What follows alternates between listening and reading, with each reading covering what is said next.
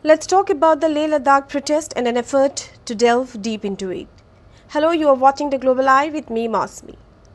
The peaceful landscapes of Ladakh have been shaken by one of the most serious bouts of unrest in recent memory. What began as a hunger strike led by climate activist and education reformer Sonam Wangchuk has spiraled into violence, curfew, internet shutdowns, and the fierce blame game between the government and civil society. At the heart of the issue lie old questions of identity, autonomy, and the pace of constitutional safeguards for the people of Ladakh. Now let's know how it started.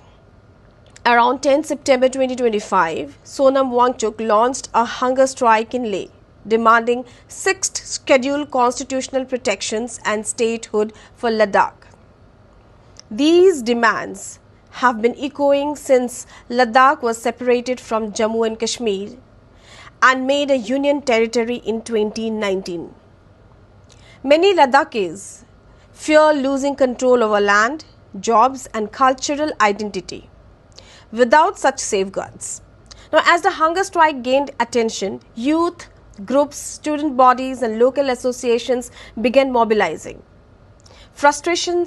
They were high. Frustrations were high, unemployment, lack of political representation, and slow progress on the government's promises made many feel neglected. At the turning point, 24th September, violence. On 24th September, tension erupted. Thousands of young people moved from the hunger strike site into Leh town.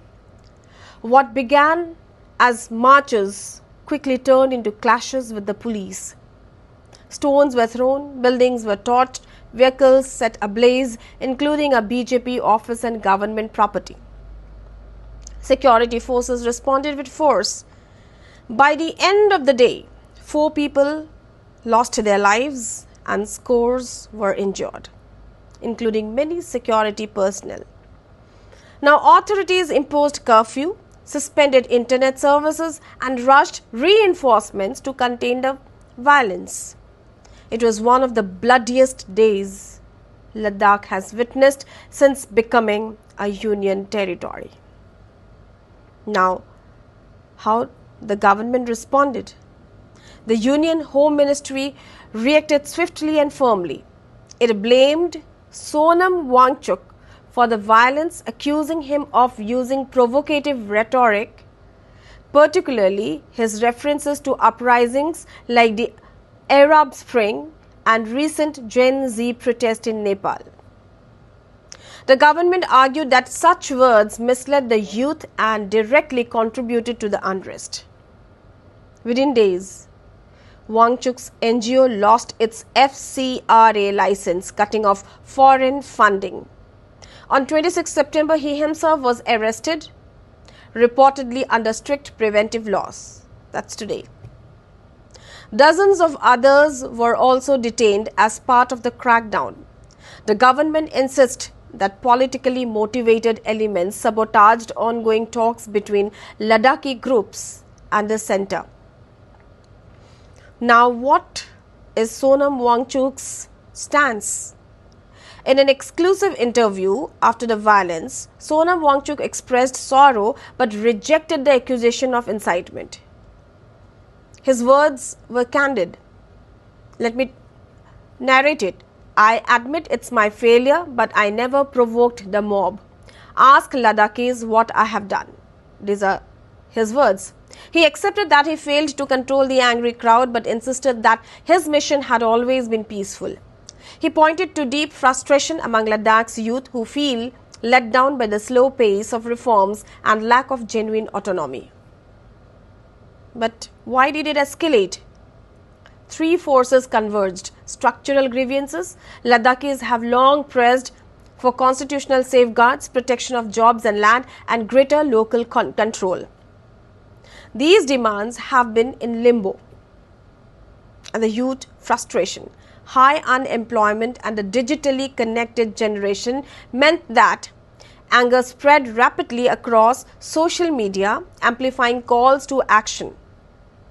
What were the trigger moments? Hospitalization of hunger strikers and a call for Bandh acted as sparks. Once the crowd spilled into towns, small acts of arson spiraled into chaos. And the bigger question is foreign influence. The government has hinted that foreign hands may have tried to exploit the situation. References to the Arab Spring, what is this Arab Spring, and Nepal protest were presented as evidence of external influence on local youth. But so far, no concrete public evidence has been produced to show foreign governments or agencies orchestrating the violence. These are speculations. It is entirely possible that global protest movements served as inspiration for Ladakhi youth, but inspiration is not the same as interference. In a region as strategically sensitive as Ladakh, bordering both China and Pakistan, the possibility of external players watching closely is undeniable. But proving active involvement requires far more than suspicion. Now, there are risks and the scenarios ahead. Escalation and polarization. Arresting a respected figure like Wangchuk could deepen anger rather than restore peace. Credibility of investigations. With casualties and allegations of excessive police force, independent inquiries will be critical. If the process is opaque, mistrust will grow. An impact on civil space. The cancellation of NGO licenses raises fears of shrinking space for civil society in Ladakh. An information blackout. Internet shutdowns and curfews may prevent misinformation but also cripple livelihoods and transparency. What's the road ahead? Much depends on whether the centre can restart meaningful talks with Ladakhi leaders, especially the apex body in Leh and the Kargil Democratic Alliance. A genuine dialogue that sets timelines for constitutional safeguards may diffuse tensions. Otherwise, resentment could keep simmering. But we have questions to think about. If foreign interference is suspected, what level of proof should be made public before such claims are accepted? Are there any such influence? Possibilities are there, of course. How can the government balance national security concerns with protecting Ladakh's democratic aspirations? Is arresting and silencing activists a sustainable way to manage dissent, or does it risk radicalizing peaceful movements?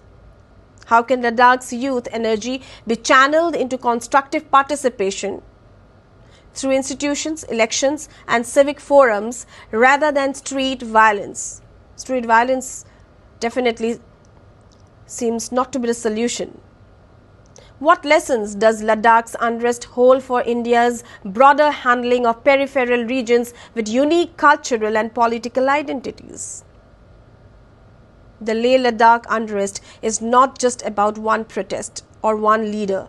It is the story of a people navigating the promises and perils of Union Territory status.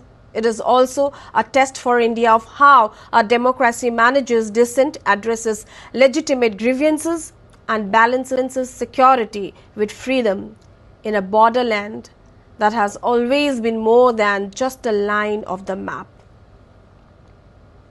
For more updates and insights, keep watching The Global Eye.